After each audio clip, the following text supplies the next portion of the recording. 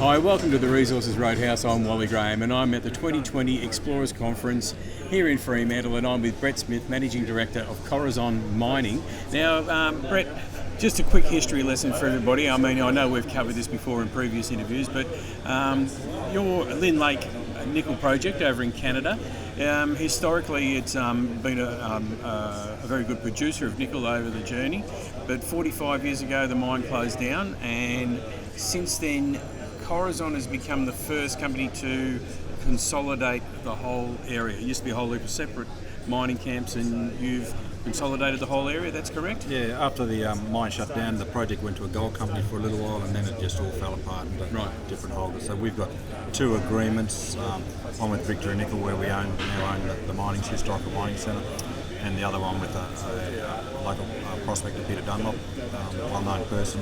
And Peter for a long time picked up a lot of the exploration ground and put it together, so we've been able to combine those two projects, and now we control the historical mining centre and all the exploration grounds. Okay, all right. So, and you're making good use of that exploration ground. Recently you've just announced some really good drilling results, probably some of the best ones you've had there out at Lynn Lake, and pretty much confirmed the promise that the project has always sort of held for you guys. Yeah, it appears that every time someone drills at Lynn Lake they find something. So we first got our foot in the door in Lynn Lake in 2010, and we made a very good discovery in 2011. I think the drill hole intercept was 23 metres, almost 24 metres at 3.3% nickel and 1.5% copper.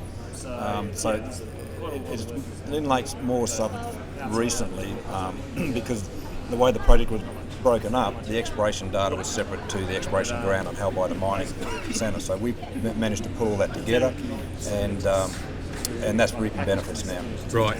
Yeah. And so when you say it's reaping benefits, the recent drilling results, what did you get? Yeah, well, that was a different tack for us. We've gone back to having a look around the mining centre and what we need to do to that mining centre to get it up ready for development. So really de-risking the project so we can make a decision on going into full feasibility. And there's a whole heap of things we need to do. One of those things we looked at was near surface tonnages. We had our satellite project that optimises quite well in an open pit. It was an underground operation before. And so we thought, well, in the main mining centre, there should be other areas like this where you get disseminated mineralisation around existing underground mines. So this is our first, foray into that kind of drilling. Right. And we've drilled a few holes around some of the targets that were easy to get to in winter, and lo and behold, we hit some good mineralisation. All right, and so hitting this good mineralisation with these particular drill results, what does that sort of suggest that the actual project holds? Well, what we're after is, say, 2 to 4 years mine life. Right. In open pit before having to commit to underground. So that's what we're looking for our studies. Yeah. We may not go into full resource drill out at this stage, but at least get the confidence to say we've got a believable exploration target there, or achievable exploration target I should say, and put that at the front end of any feasibility work and drill it out. So that's really one side of our strategy at Lynn Lake. The other side is pure exploration. Yep. And the work we've done the last 6 months in that mining centre, looking at our geophysical tools, reprocessing some new geophysical methods, and applying that methodology that we've tested on known deposits out regionally. Right, and so the recent, let's call it success at Lynn Lake, does that have any sort of correlation with getting the great man Terry Streeter on the board? No, it was before that. Actually, probably Terry helped in pointing us in that direction and saying, listen, I need to know what this project needs to get in mining again. So that's all part of that process. So Terry's, a lot of people probably know him in Western Australia, well-known nickel bull, involved in companies like Jubilee Mines, Western Area as director and a major shareholder. So he's got a bit of knowledge on how to take a junior company right through to mining.